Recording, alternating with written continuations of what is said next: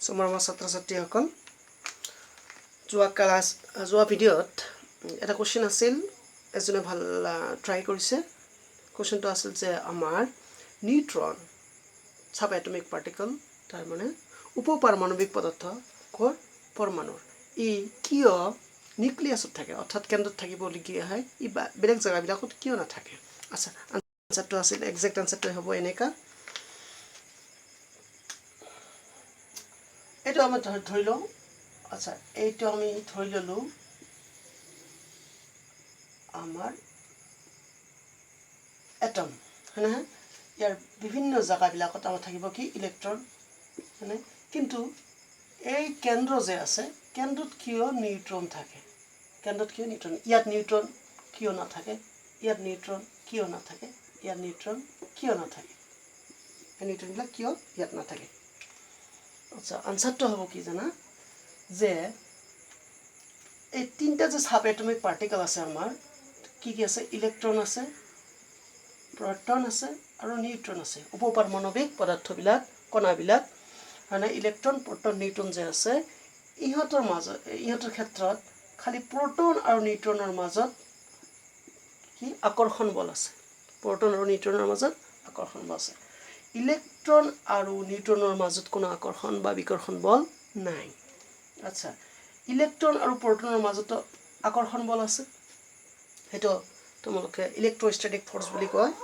মানে কি স্থিৰ বৈদ্যুতিক বল হয়নে ইলেক্ট্ৰন আৰু প্ৰটনৰ মাজত আছে ইলেক্ট্ৰন আৰু নিউট্ৰনৰ মাজত কোনো ধৰণৰ বল নাই হয়নে আকৰ্ষণ বা বিকৰ্ষণ বল নাই সেই কাৰণে ই বাধ্যত পৰি প্ৰটনৰ লগত থাকিবলগীয়া হয় প্ৰটনৰ লগত থাকিবলগীয়া হয় এতিয়া প্ৰটনৰ লগত যদি থাকিবলগীয়া হয় তেনে ক'ত থাকিব নিউক্লিয়াছত থাকিব হেয়া আছিল আমাৰ সঠিক আনসাৰ যে নহওক তোমালোকে চেষ্টা কৰিছা ভাল লাগিছে আজি কোৱেশ্চন আহি আছে তোমালোকে আনসাৰ দিবা ভুলে হওক শুদ্ধ হওক দিবা কিন্তু ওচৰেদি গ'লেও তোমালোকক পইচা দিয়া হয় হয়নে গতিকে তোমালোকে সেইকাৰণে আনসাৰ দিবাই আচ্ছা আজি আমি আলোচনা কৰিম জড়িয়তাৰ বিষয়ে জড়িয়তাৰ বিষয়ে যোৱা ক্লাছত আমি ইতিমধ্যে আলোচনা কৰিছোঁ বৰ আৰু বুঢ়ীৰ মানে নীতি যে ইলেক্ট্ৰনবিলাক বিভিন্ন কক্ষপথত কিদৰে থাকিব বা ইলেক্ট্ৰনবিলাক পৰমাণু এটাৰ ভিতৰত কিদৰে বন্টিত হ'ব তাৰ নীতিটো আছিল আমাৰ বৰ বুঢ়ী নীতি সেইটোৰ বিষয়ে আমি আলোচনা কৰিছোঁ আজি আমি আলোচনা কৰিম কি জড়িয়তা হয় নাই জড়িয়তা জানি লোৱাৰ আগতে আমাক এটা বস্তু জানিব লাগিব যোজক ইলেক্ট্ৰন হয় নহয় যোজক ইলেক্ট্ৰন কাক বোলে তাৰপিছতহে আমি লাহে লাহে জড়িয়তাৰ ফালে যাম যোজক ইলেক্ট্ৰন হল পৰমাণু এটাৰ বহিৰত্তম কক্ষপথত মানে বহিৰত্তম কক্ষপথত থকা ইলেক্ট্ৰনৰ সংখ্যাকে যোজক ইলেক্ট্ৰন বুলি কোৱা হয় আচ্ছা কেনেকৈ আমি গম পাম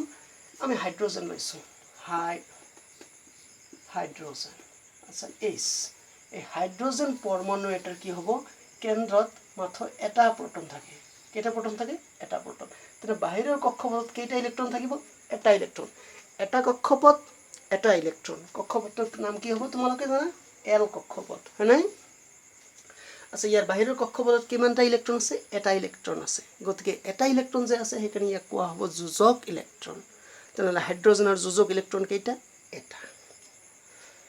এতিয়া তোমালোকে ল'বা ফ্লৰিন লোৱা আছে Fl ফ্লৰিন আমি লৈছোঁ হয় নাই ফ্লৰিনৰ ক্ষেত্ৰত তোমালোকে চাবা আচ্ছা এতিয়া মচি দিছোঁ ইয়াতে লিখি দিছোঁ ফ্লৰিন নাই ফ্লৰিনৰ নিউক্লিয়াছত আমাৰ কেইটা আছে আচ্ছা ফ্লৰিনৰ বহিৰত্তম কক্ষপথত আছে আমাৰ 8টা ইলেক্ট্ৰন কেইটা ইলেক্ট্ৰন 8টা ইলেক্ট্ৰন এনেকে 8টা ইলেক্ট্ৰন আছে কেইটা ইলেক্ট্ৰন আছে 8টা যেহেতু ইয়াৰ 8টা ইলেক্ট্ৰন আছে গতিকে ফ্লৰিনৰ যোজক ইলেক্ট্ৰনৰ সংখ্যা হ'ব হ'ব 8 হাইড্ৰোজেনৰ যোজক ইলেক্ট্ৰনৰ সংখ্যা কিমান 1 তেনেহ'লে ফ্লৰিনৰ যোজক ইলেক্ট্ৰন কিয় 8 কিয়নো ফ্লৰিনৰ বহিৰত্তম কক্ষপথত আমাৰ 8টা ইলেক্ট্ৰন আছে আচ্ছা ফ্লৰিনৰ আৰু এটা কক্ষপথ আছে ভিতৰৰ কক্ষপথ ইয়াত দুটা ইলেক্ট্ৰন থাকিব লাগিব বৰ আৰু বুঢ়ীৰ নীতিমতে তেনে প্ৰথম কক্ষপথত বা খোলত দুটা ইলেক্ট্ৰন আছে আৰু পিছৰ খোলত বা বাহিৰৰ খোলত কেইটা ইলেক্ট্ৰন আছে 8টা সেইকাৰণে ফ্লৰিনৰ আমাৰ যোজক ইলেক্ট্ৰন হ'ল 8 আচ্ছা তেনেকৈ আমি সোডিয়াম লৈছোঁ হয়নে এনে ইয়াতে দিছোঁ এনৰ ক্ষেত্ৰত হ'ব কি ইয়াৰ কক্ষপথ আছে 3টা হয়নে এনে ক্ষেত্ৰত কক্ষপথ কেইটা আছে 3টা প্ৰথম কক্ষপথত 2টা ইলেক্ট্ৰন থাকিব হয়নে মাজৰ কক্ষপথত এনে কেইটা থাকিব লাগে 8টা থাকিব লাগিব নিয়ম মতে টুৱাইস n স্কয়াৰ নিয়ম মতে তোমালোকে আগতে জনাই দিছো ইয়াত 8টা ইলেক্ট্ৰন কেইটা আছে আচ্ছা 7টা এটা বেছি হ'ব আছে যি নহয় কেইটা হ'ল 8টা ইলেক্ট্ৰন তেনেহলে আৰু ইয়াৰ বাহিৰৰ কক্ষপথ আছে এটা ইলেক্ট্ৰন হয়নে এইটো হল আমাৰ সোডিয়াম হয়নে তেনেহলে সোডিয়ামৰ বাহিৰৰ কক্ষপথত কেইটা ইলেক্ট্ৰন আছে এটা ইলেক্ট্ৰন আছে আচ্ছা ইয়াৰ কক্ষপথ কেইটা 3টা প্ৰথম কক্ষপথত 2টা দ্বিতীয় কক্ষপথত 8টা তৃতীয় কক্ষপথত এটা হয়নে ঠিক আছে এইবিলাক কেনেকে হয় নহয় আমি আৰু পিছত আলোচনা কৰিম কিন্তু আগতে আমি যোজ্যতা বা যোজক ইলেক্ট্ৰনৰ কথাই আমি আলোচনা কৰি আছো আচ্ছা যেন এই 3টা एग्जांपल যে আমি লৈছো হাইড্ৰোজেন ফ্লোৰিন আৰু সোডিয়াম এই সোডিয়ামৰ তেন্তে আমি গম পাল এইবিলাকৰ আমি গম পালো যে হাইড্ৰোজেনৰ বহিৰত্তম কক্ষপথত এটা ইলেক্ট্ৰন আছে সেই কাৰণে ইয়াৰ যোজ্যতা হল 1 যোজক ইলেক্ট্ৰনৰ সংখ্যা 1 যোজক ইলেক্ট্ৰন 1 ফ্লোৰিনৰ যোজক ইলেক্ট্ৰন 8 সোডিয়ামৰ যোজক ইলেক্ট্ৰন 1 আচ্ছা আৰু এটা লৈছো মেগনেছিয়াম Mg মানে আচ্ছা Mg টো কৰা হ'ল জায়গাটো নাই আচ্ছা Mg এৰ ক্ষেত্ৰে তোমালোকে চাবা আচ্ছা এইটো হল কি আমাৰ Mg এর প্রথম কক্ষপথ থাকিব দুটা বর্বরী নীতিমতে দ্বিতীয় শেড এইটো থাক দ্বিতীয় কক্ষপথ থাকিব 8টা মানে কেইটা হল 8টা তৃতীয় কক্ষপথত আছে 2টা ইয়াত এটা ইলেক্ট্ৰন ইয়াত এটা ইলেক্ট্ৰন তেনেহলে ম্যাগনেসিয়ামৰ যোজক ইলেক্ট্ৰন হল 2 এতিয়া যোজক ইলেক্ট্ৰন বুলিলে কি বুজায় এইখিনি আমি আকৌ এবাৰ ৰিভাইজ কৰিছো যোজক ইলেক্ট্ৰন হল কি পৰমাণু এটাৰ বহিৰত্তম কক্ষপথত থকা ইলেক্ট্ৰনৰ সংখ্যাকে তাক যোজক ইলেক্ট্ৰন বুলি কোৱা হয় ফৰ এক্সাম্পল হাইড্ৰোজেনৰ যোজক ইলেক্ট্ৰন 1 কিয়নো ইয়াৰ বহিৰত্তম কক্ষপথত এটা ইলেক্ট্ৰন আছে ম্যাগনেসিয়ামৰ যোজক ইলেক্ট্ৰন 2 কিয়নো ইয়াৰ বহিৰত্তম কক্ষপথত মানে 3 নম্বৰ কক্ষপথত দুটা ইলেক্ট্ৰন আছে সেই কাৰণে দুটা ইলেক্ট্ৰন আছে সেই কাৰণে ইয়াৰ যোজ্যতা 2 ফ্লোৰিনৰ লাষ্ট কক্ষপথ মানে 2 নম্বৰ কক্ষপথত আমাৰ 8টা ইলেক্ট্ৰন আছে গতিকে ইয়াৰ যোজক ইলেক্ট্ৰনৰ সংখ্যা 8 আচ্ছা এতিয়া আমি আলোচনা কৰিম কি তাৰ মাজতে আৰু এটা বস্তু আলোচনা কৰিব লাগিব হিয়া হল অক্টেট মানে অক্টেট বুলিলে কি বুজা যে কোনো এটা পৰমাণুৰ বহিৰত্তম কক্ষপথত যদি 8টা ইলেক্ট্ৰন থাকে তেনেহলে তাত অক্টেট থকা বুলি আমি কম হয়নে আচ্ছা অক্টেট কি আমাৰ ইমান ইম্পৰ্টেন্ট হৈছে হেয়া তোমালোকৰ কোৱেশ্চন ওকে সো অক্টেট তোমালোকৰ কোৱেশ্চনটো আহিল তোমালোকে আনসাৰ দিবা কোৱেশ্চনটো হলে এইটো যে প্ৰত্যেকটো এটমে কি অক্টেট বিচাৰে মানে অক্টেট হৈ থাকিব বিচাৰে প্ৰত্যেকটো এটমে পৃথিৱীত যিমান বিলাক মৌল আছে প্ৰত্যেকটো মৌলৰ এটম বিলাকে অক্টেট কনফিগাৰেশন মানে অক্টেট সজ্জাত থাকিব বিচাৰে কিয় কোৱেশ্চনটো ভালদৰে শুনিবা যে প্ৰত্যেকটো মৌলৰ এটমে অক্টেট সজ্জাত থাকিব বিচাৰে কিয় এটা তোমালোকৰ কোৱেশ্চন তোমালোকে আনসাৰটো লিখিবা কমেন্টত লগলগ পইচা দিম পইচা মোৰ বেছি হৈছে তোমালোকক দিবা লাগে গতিকে তোমালোকে আনসারটো দিবাই আচ্ছা তাহলে অক্টেট বুলিলে কি বুঝা আচ্ছা যদি কোনো এটা পৰমাণুৰ যদি বহিৰত্তম কক্ষপথত 8টা ইলেক্ট্ৰন থাকে তেনেহলে তাত অক্টেট থকা বুলি কম আচ্ছা কথা হল কি এতিয়া আমাৰ লাগে যোজ্যতা ৰাইট এই হাইড্ৰোজেন যে আছে হাইড্ৰোজেনৰ বহিৰত্তম কক্ষপথত এটা ইলেক্ট্ৰন আছে ই সহজে এৰি দিব পাৰে হাইড্ৰোজেন সহজে এৰি দিব পাৰে গতিকে ইয়াৰ যোজ্যতা হ'ব আমাৰ 1 ইয়াৰ যোজ্যতা কিমান হ'ব 1 5 আচ্ছা ফ্লোৰিন এই 8টা ইলেক্ট্ৰন সহজে এৰি দিব নোৱাৰে আৰু ই গ্ৰহণ কৰাৰ দৰকাৰো নপৰে কোনো ইলেক্ট্ৰন গ্ৰহণ কৰাৰ কাৰোবাৰ পৰা ধাৰ লোৱাৰ দৰকাৰো নপৰে সেই কাৰণে আচ্ছা ইয়াৰ যোজ্যতা হ'ব 0 আচ্ছা যোজ্যতা 0 সোডিয়ামৰ বাহিৰৰ কক্ষপথত এটা ইলেক্ট্ৰন আছে গতি ই সহজে এৰি দিব পাৰে সেই কাৰণে ইয়াৰ যোজ্যতা হল 1 মেগনেছিয়াম যে আছে মেগনেছিয়ামৰ বাহিৰতম কক্ষপথত দুটা ইলেক্ট্ৰন আছে ই সহজে এৰি দিব পাৰে সেইকাৰণে ইয়াৰ যোজ্যতা হ'ব 0.2 অৰ্থাৎ 2 তেনেহ'লে আমি ইতিমধ্যে গম পাইছোঁ যে এতিয়া আমি ডিফাইন কৰিব পাৰোঁ কি ডিফাইন কৰিব পাৰোঁ যে যোজ্যতা বুলিলে কি বুজা মানে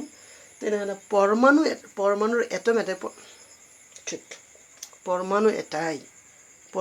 এটাই যিমান সংখ্যক ইলেক্ট্ৰন এৰি দিব পাৰে বা গ্ৰহণ কৰিব পাৰে সেই সংখ্যাটোকে তাক কি বুলি কোৱা হয় যোজ্যতা আকৌ এবাৰ কৈ দিছোঁ পৰমাণু এটাই যিমান সংখ্যক ইলেক্ট্ৰন এৰি দিব পাৰে বা গ্ৰহণ কৰিব পাৰে মানে নতুবা আৰু এটা টাৰ্ম আছে নতুবা ভাগ বতৰা কৰি ল'ব পাৰে মানে পৰমাণু এটাই যিমান সংখ্যক ইলেক্ট্ৰন দিব পাৰে বা ল'ব পাৰে নতুবা ভাগ বতৰা কৰি ল'ব পাৰে সেই সংখ্যাটোকে কোৱা হয় তাৰ যোজ্যতা তেনেহ'লে আকৌ এবাৰ কৈছোঁ হাইড্ৰজেনৰ যোজ্যতা 1 কিয় এটা ইলেক্ট্ৰন সহজে এৰি দিব পাৰে ফ্ল'ৰিনৰ যোজ্যতা 0 কিয় 0 কাৰণ ই এৰি দিব নোখোজে নোৱাৰে গ্ৰহণ কৰিব নোৱাৰে ভাগ বতৰা নকৰে 0 ছডিয়ামৰ এটা ইলেক্ট্ৰন আছে সি সহজে এৰি দিব পাৰে যোজ্যতা 1 অ'কে মেগনেছিয়াম বাহিৰৰ কক্ষপথত দুটা ইলেক্ট্ৰন আছে ই সহজে এৰি দিব পাৰে সেইকাৰণে ইয়াৰ যোজ্যতা 2 তোমালোকে আকৌ ভুল নুবুজিবা যে যোজ্যতা আৰু যোজক ইলেক্ট্ৰনৰ সংখ্যা একে বুলি কিছুমান ক্ষেত্ৰত একে হয় যদিও সকলো ক্ষেত্ৰত নহয় পাৰ্থক্যটো ক'ত আছে পাৰ্থক্যটো এইটো হ'ল কি যে আমাৰ যোজক ইলেক্ট্ৰন হ'ল কি বহিৰতম কক্ষপথত থকা যিমানখিনিটা ইলেক্ট্ৰন থাকিব সেয়া তাক যোজক ইলেক্ট্ৰন বুলি কোৱা হয় এতিয়া ফ্ল'ৰিনৰ যোজক ইলেক্ট্ৰন সংখ্যা 8 কিন্তু ইয়াৰ যোজ্যতা 8 নহয় 0 গতিকে এইখিনি তোমালোকে ইণ্টাৰমিক্স নকৰি খিচিৰি নবনাবা মানে মিক্স কৰি খিচিৰি নবনাবা ভাষাবিলাক উল্টা উল্টা চৰি আচ্ছা এতিয়া কথা হ'ল কি তেনেহ'লে ক্লাছটো আমাৰ প্ৰায় শেষৰ ফালে আহিছে তোমালোকক আকৌ এবাৰ কৈ দিছোঁ ইয়াত আমি 3টা পইণ্ট আলোচনা কৰিছোঁ পইণ্ট 3টা হ'ল কি নম্বৰ 1 যোজক ইলেক্ট্ৰন মানে পৰমাণু এটাৰ বহিৰতম কক্ষপথত থকা ইলেক্ট্ৰন সংখ্যা কেইটাক যোজক ইলেক্ট্ৰন বুলি কোৱা হয় ফৰ এক্সাম্পল হাইড্ৰজেনৰ যোজক ইলেক্ট্ৰন 1 ফ্ল'ৰিনৰ যোজক ইলেক্ট্ৰন 8 তাৰপিছত ছডিয়ামৰ যোজক ইলেক্ট্ৰন হ'ল 1 মেগনেছিয়ামৰ 2 এনেকৈ তোমালোকে 20টালৈকে মুখস্থ কৰিব লাগে তোমালোকৰ কিতাপত দি আছে চাৰ্টটো অ'কে কৰিবাই খুব দৰকাৰী আচ্ছা নেক্সটত আহিল কি তোমালোকৰ হোৱাটছ ডেট কি আছে অক্টেট বুলিলে কি বুজা তেনে পৰমাণু এটাৰ বহিৰতম কক্ষপথত যদি 8টা ইলেক্ট্ৰন থাকে তেনেহ'লে তাক আমি অক্টেট বুলি কওঁ অক্টেট থকা বুলি কওঁ বা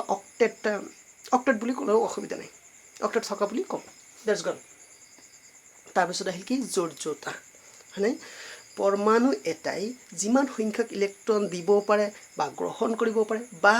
ভাগ বতৰা কৰি ল'ব পাৰে তাকে আমি যোজ্যতা বুলি কওঁ ফৰ এক্সাম্পল